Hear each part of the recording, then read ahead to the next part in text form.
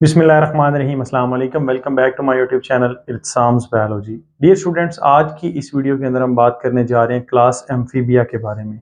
Amphibia, amphibians आपके पास ऐसे organism हैं जो बोथ एक्वेटिक एंड टेरेस्ट्रियल यानी कि पानी के अंदर और लैंड खुश्की के ऊपर भी रह सकते होते हैं। इनको एम्फीबियंस बोलते हैं। इनका नेम ही इंडिकेट कर रहा है। एम्फी का मतलब ही क्या होता है? एम्फी का मतलब होता है बाय। ठीक हो गया।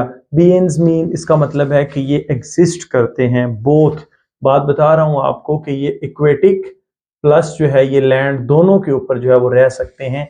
इन्होंने अपने अंदर इस तरह की चेंजेस की कि ये क्या करें, पानी से लाइफ को बाहर लेकर आए हैं। कैसे? इससे प्रीवियस लेक्चर्स के अंदर हमने पढ़ा था फिश के बारे में। फिश जो थी या जितने भी हमने मोस्ट ऑफ द केसेस जो मेरीन लाइफ के अंदर रहने वाले ऑर्गेनिज्म हैं, जो फाइलम्स थे, हमने उनके बारे में पढ़ा था, जो कि इनवर्टिब्रेट्स। उसमें से हमने देखा कि ज्यादातर लाइफ जो थी वो वाटर के अंदर थी। फिश भी सारी वाटर के अंदर है। लेकिन अब एम्फीबियंस वो हैं जिन्होंने लाइफ को जो है वो वाटर से निकाल कर बाहर जो है इसके ऊपर लेकर आना है टेरेस्ट्रियल इन्वायरमेंट के अंदर। अब हमने देखना है कि वाटर से लैंड तक आने तक कौन कौन सी चेंजेस आई हैं, कौन कौन से प्रॉब्लम्स इनको फेस करनी पड़ रही हैं और किस तरह के करैक्टर इन्होंने अडॉप्ट किए हैं ताकि ये both water and as well as खुश्की दोनों के ऊपर रह सके। तो एम्फीबियंस दोनों यानी कि एक्वेटिक एंड लैंड दोनों के ऊपर रह सकते हैं। इसका मतलब ये हुआ कि इनकी लाइफ गुजारने के लिए इनको मॉइस्चर की भी जरूरत होगी, प्लस ये लैंड के ऊपर आके, जमीन के ऊपर आके, खुश्की के ऊपर आके अपनी लाइफ के जो डिफरेंट प्रोसीजर्स होते हैं, जो प्रोसेस होते हैं, उनको ये कंप्लीट करते हैं। देखिए यहाँ पर थोड़ा सा मैं आपको अगर एवोल्यूशन के बारे में बताऊं, एवोल्यूशन कुछ यूं है कि पहले थी फिश, फिश के बाद एम्फीबियंस, एम्फीबियंस के बाद रेप्टाइल्स, रेप्टाइल से फिर बर्ड और मैमल्स आ जाते हैं। फिश जो थी वो वाटर के अंदर है, एम्फीबियंस दोनों वाटर और खुश्की दोनों के ऊपर हैं। लेकिन अगर आप रेप्टाइल्स की बात करें तो वो बिल्कुल टेरेस्ट्रियल जो है वो ऑर्गेनिज्म है। वहां पर आपको देखने को मिलते हैं कि वो डेजर्ट के अंदर भी बन जाते हैं और उनकी स्किन के ऊपर बहुत ज्यादा स्केल्स जो है वो मौजूद होते हैं। डेड कैरेटिनाइज स्किन होती है, हार्ड होती है, जो वाटर को लॉस होने से बचाती है। इसी तरह से एक तरफ फीदर्स बन गए जो बर्ड की तरफ आ गए और एक तरफ स्किन बन गई जिसकी तरफ most of the cases mammals आ जाते हैं। तो फिश जो है पहले पानी के अंदर थी और आपको पता है कि फिश के अंदर क्या चीज मौजूद होती है? Fish contain gills.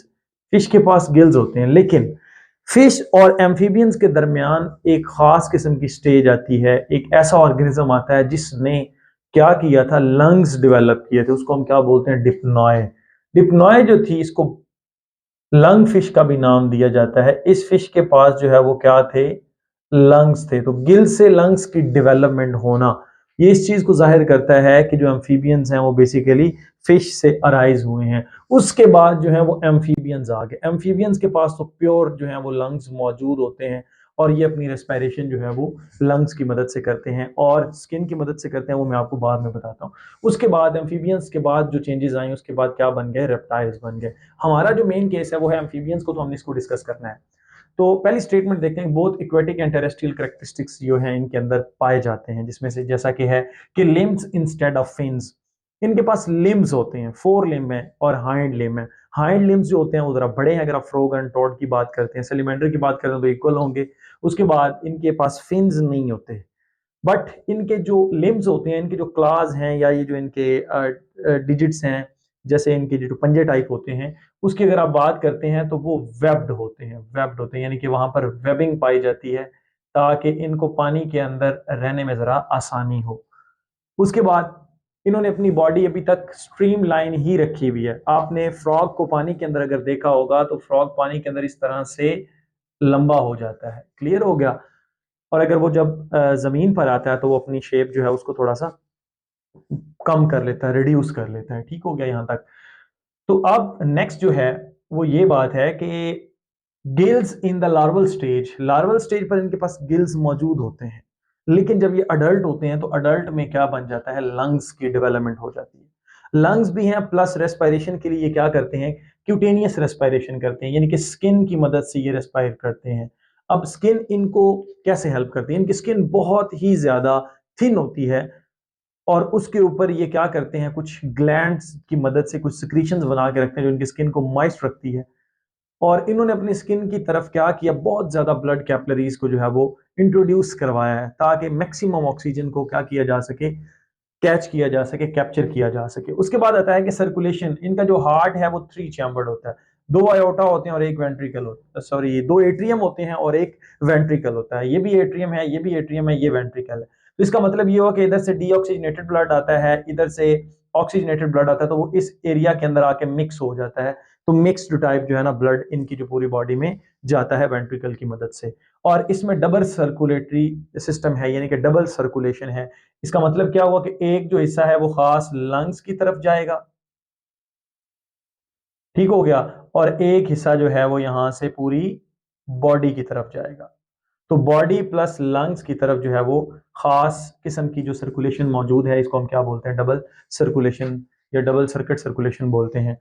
नेक्स्ट हमारे पास आता है कि ये टेट्रापोड है, जैसा कि मैंने आपको पहले बताया है कि इसके पास 4 लिम्स एंड हाइंड लिम्स दोनों मौजूद होते हैं। लेकिन यहाँ पर कुछ ऐसे भी एम्फीबियंस हैं जिनके पास लेग्स नहीं होती। आप पिक्चर में देख सकते हैं, सिसिलियंस होते हैं, उसके बाद स्किन हैव पिगमेंट, इनकी स्किन के पास पिगमेंट्स होते हैं और खास किस्म के सेल्स होते हैं, दीज आर कॉल्ड क्रोमेटोफोर्स। अब ये क्रोमेटोफोर्स जो होते हैं इनमें डिफरेंट तरह के जो कलर्स के पैचेस होते हैं वो बनाने में हेल्प कर रहे होते हैं। स्केल्स आर एब्सेंट, यहाँ पर कोई स्केल देखने को नहीं मिला हमें किसी भी एम्फीबियन के अंदर, चाहे वो सैलेमेंडर हो, चाहे वो टोड हो या फ्रॉग हो।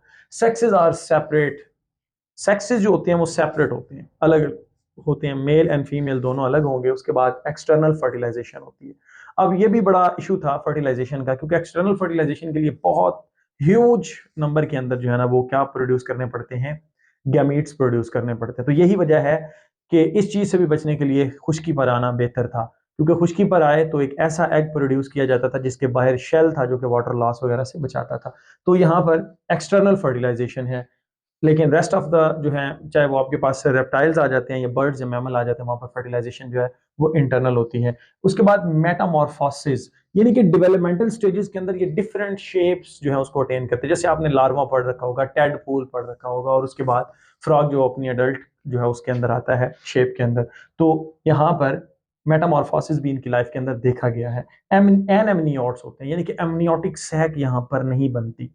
तो ये क्या है, एन एमनियोट्स हैं। उसके बाद ये कोल्ड ब्लडेड होते हैं, और पकीलियोथर्म भी आप इसको बोलते हैं। ये हाइबरनेट कर जाते हैं सर्दियों के अंदर, क्योंकि कोल्ड ब्लडेड है, सर्दियों में आपको फ्रॉग वगैरह नजर नहीं आएंगे। ये मोस्ट ऑफ द केसेस आपको गर्मियों के अंदर नजर आएंगे, और गर्मियों में भी बहुत ज्यादा टेम्परेचर हो जाता है तो ये एस्टिपेट कर जाते हैं, किसी मॉइस्चर वाली जगह पे ये छुप जाते हैं, वहां पर इकट्ठे हो जाते हैं। हाइबरनेशन में क्या होता है कि ये मडी सब्सटेंसेस के नीचे जो है वो दब जाते हैं, और इनका जो बॉडी का जो टेम्परेचर है या बॉडी का जो मेटाबॉलिज्म है उसको डाउन कर लिया जाता है, हार्ट रेट भी डाउन हो जाता है, जो इनके सर्वाइवल के लिए इनको हेल्प करता है। तो ये सारे वो चीज़ें थी जो इसमें पूरे टॉपिक में लिखा हुआ है एम्फीबियंस के अंदर, क्लास एम्फीबिया के अंदर। तो इंशाल्लाह हमारा नेक्स्ट टॉपिक होगा क्लास रेप्टिलिया। अगर इसमें कोई क्वेश्चन हो तो आप मुझे कमेंट में नीचे जो है वो कमेंट सेक्शन में कमेंट करके पूछ सकते हैं, या मेरे व्हाट्सएप नंबर पे आप मुझे डायरेक्ट मैसेज करके पूछ सकते हैं। तो आई होप कि आपको ये मेरा लेक्चर अच्छा लगा होगा। Stay connected, thank you and Allah.